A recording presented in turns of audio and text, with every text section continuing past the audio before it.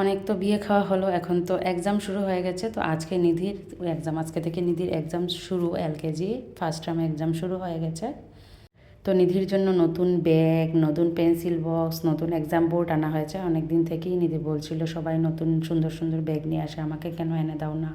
তারপর সবাই নাকি সুন্দর সুন্দর পেন্সিল বক্সও নিয়ে আসে, তো ভাবলাম না এনে দিই। যখন বলে না তখন অনেক কষ্ট লাগে, এমনভাবে বলবে যে ওকে কিছু এনেই দিই না। আসলেই ওকে অনেক কিছু কমই দেওয়া হয়, সব কিছু মানে যেটা একান্ত দরকার সেগুলোই দেওয়া হয়, বেশি কিছু আমরা ওকে দেই না। এক্সাম বোর্ডটা দোকান থেকেই আনা হয়েছে, আমাদের দোকান থেকে।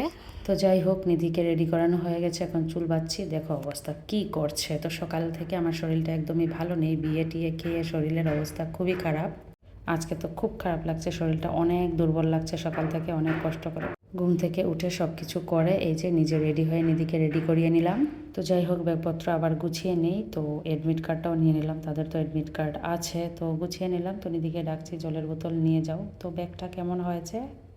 নিধি তো আনার পর থেকে ব্যাগ, পেন্সিল বক্সটাকে তো একদিনে ময়লাই করে নিয়েছে, আর কালারটাও একদম লাইট এসেছে, অনলাইন থেকে এনেছি। তো যাই হোক, জলের বোতল দিয়ে নিধিকে রেডি করিয়ে চললাম আমরা। তো নিধির বাবা বললো নিধির বাবা নাকি ওইদিকেই যাবে, তো বাইকে করে দিয়ে আসবে। তো আজকে তো 10:30 থেকে স্কুল, মানে এক্সাম 10:30 থেকে 10:30টার মধ্যে স্কুলে ঢুকলেই হবে। তো তার জন্য বললাম ঠিক আছে, তুমি যাবে যখন আমাদেরকে নিয়ে চলো, তাহলে আর টুকটুকের জন্য দাঁড়াতে হবে না। তো আমরা এক্সামের জন্য রওনা দিয়ে দিলাম। তো দেখতে দেখতে আমরা স্কুলের কাছেই এসে গেছি। তো নিধিকে বলছিলাম সব কিছু মনে আছে তো, কারণ গতকালকে একদমই পড়েনি, মানে বইয়ের চেহারাও দেখেনি নিধি, ঘুমিয়েছে। নিধিও আমার সাথে সাথে বিয়ে বাড়িতে সজাগ ছিল, একদম ঘুমায়নি। নিধির তো একটা স্বভাবই আছে, মানে পুরো অন্ধকার নীরব না হলে ঘুমাতে যায় না।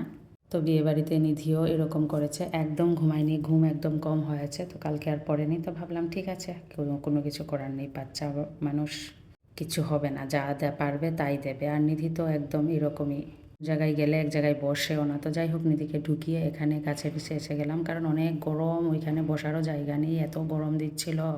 তারপর সবারই জল খাওয়ার ইচ্ছে, কিন্তু কেউ জল নিতে মনে নেই, কেউ জল নেয়নি। তো একটা জলের বোতল কিনে আমরা সবাই মিলে জল খেলাম। তারপর এই যে দেখতে দেখতে অনেকটা সময় বসার পর এক্সাম শেষ হলো, তারপর তাদেরকে বের করে নিয়ে আসলাম। তো ঋষিতা আর ঋষিতার মা চলে যাচ্ছে ওইদিকে, আমরা আসলে যাব একটু ডক্টরের কাছে। আসলে অনেক দিন আগেই, কিছুদিন আগে নিধির হাতে বিচি বিচি উঠেছিল। তো ওই দিন বিয়েবাড়িতে গিয়ে অনেকটা গরমের কারণে অনেক বেশি বেড়ে গেছে, অনেকটা ঝরে গেছে বিচি বিচি। তো ভাবলাম একটু ডক্টর দেখিয়ে আনি।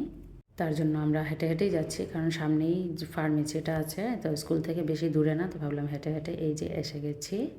তো এখান থেকে ওষুধ নিয়ে, এর মধ্যে নিধির খাবারের রুচি নেই, একদম খেতেই চায় না, আর দিন দিন শুধু শুকাচ্ছে শুধু শুকাচ্ছে। তো ভাবলাম কিছু ওষুধ নিয়ে যাই, দেখি। তো তার জন্য এখানে এসে নিধির সব কিছু চেক আপ করে, মানে সব কিছু দেখে টেকে তো উনি ওষুধ দিয়ে দিলেন। তারপর আমরা বাড়ির উদ্দেশ্যে রওনা দিলাম। বাড়িতে গিয়ে আবার রান্নাবাড়া আছে, কারণ সকালে আমার একদম ভালো লাগছিল না বলে কিছু রান্নাবান্না করিনি। তো ঠিক আছে, আজকের ব্লগ এতটুকুই থাক, টাটা।